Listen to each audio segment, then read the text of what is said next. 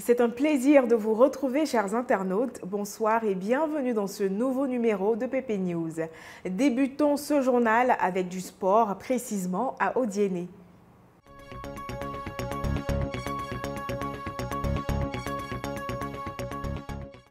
En notre qualité de supporter ou amoureux de football, on est généralement dans l'euphorie lors des compétitions sans pour autant être avisé de toute l'organisation interne qui a donné vie au spectacle.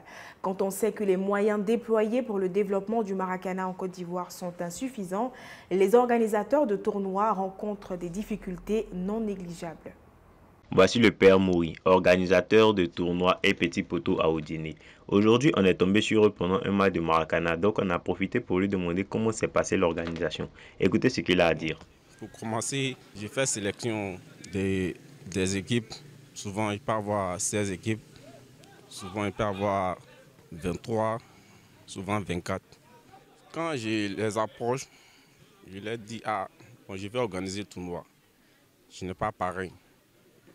Selon vous, vous pouvez m'aider à organiser le tournoi pour la santé, pour la cohésion à Odiéné. Dans les quartiers, il peut y avoir 4 équipes dans un quartier. Souvent, il peut y avoir une seule équipe dans un quartier. Bon, pour organiser, je demande à chaque équipe de donner une somme pour pouvoir organiser. À Odiéné, ici, on n'a pas un terrain pour le Maracana. Il n'y en a pas. Même quand tu vas derrière quelqu'un, il faut m'aider, il faut être mon parrain. Bon, il peut te dire que je suis d'accord.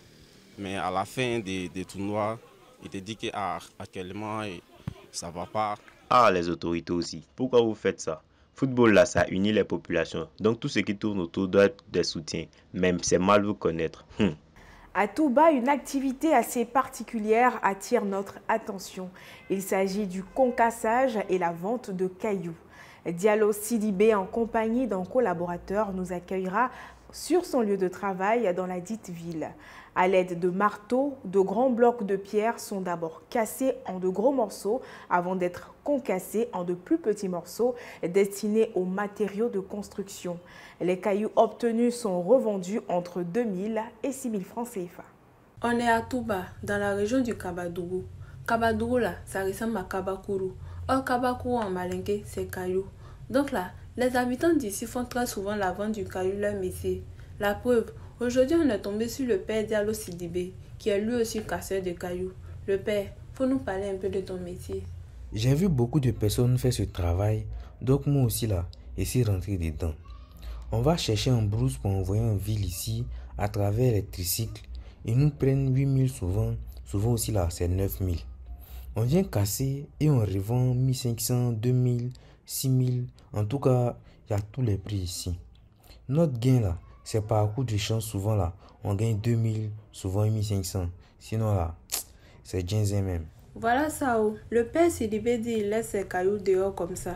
Même quand il dort là, ça reste dehors. En tout cas, il dit personne ne l'a jamais volé. Ça se comprend. Caillou qui est lourd comme ça là, la personne qui vole là, c'est que vraiment. C'est le mariage de la carpe et du lapin. Poursuivre ses études ou s'engager totalement dans une carrière musicale? À cette question, Lassissi, élève en classe de première et chanteur, opte pour la musique. Toutefois, il met en lumière la difficulté de courir après 2 lièvres à la fois, dans la mesure où l'un sera forcément négligé au profit de l'autre. Selon un dicton, on ne peut pas suivre 2 lièvres à la fois. Faut dire que le jeune Lassissi, élève en classe de première au lycée de Tiemele-Kro, ne l'entend pas de cette oreille. En effet, hormis les études, Lassissi est aussi artiste-chanteur. Pour tous les comme quoi que là, faut suivre et puis sois attentif. Là, c'est vraiment difficile. C'est vraiment difficile à faire. Peut-être tu dois laisser un pour partir faire d'autres. Peut-être là, tu dois bailler pour aller prester. Là, c'est vraiment difficile. Bon, moi, je décide de prendre côté musique là, quoi. Parce que moi, j'aimais la musique que peut-être pour aller à l'école, tu vois, non? Bon. Voilà, mais l'école, notre parent dit d'avoir le diplôme et puis ce que tu veux faire, il faut faire. Donc, Mais de toutes les manières, on a les moyens en classe. On passe en classe supérieure. Mais peut-être à 23h, tu t'en te coucher, tu ouvres un peu ton livre et puis tu bosses un peu et puis tu te couches. Mais c'est pas facile, c'est pas facile.